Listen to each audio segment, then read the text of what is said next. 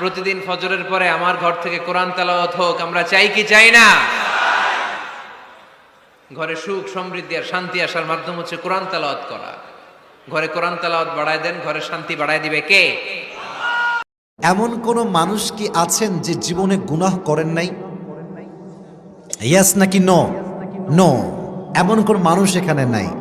সবাই আমরা আমাদের জীবনে গুনাহ করেছি, বাট গুনাহ যে আমরা করেছি পৃথিবীর কেউ না জানলে জানে একজন, তিনি কে?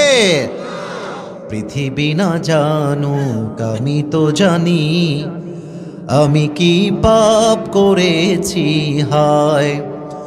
আমার পাপের করলে বিচার, বাঁচার আমার নাই উপায়। দয়াময় প্রভু মাফ করো আমায়, মাফ করো আমায়। পড়ে আমিন।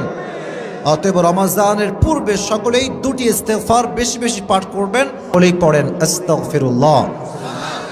হ্যাঁ, এই তো সাউন্ড হচ্ছে। সকলেই পড়েন আল্লাহুম্মা গফিরলি।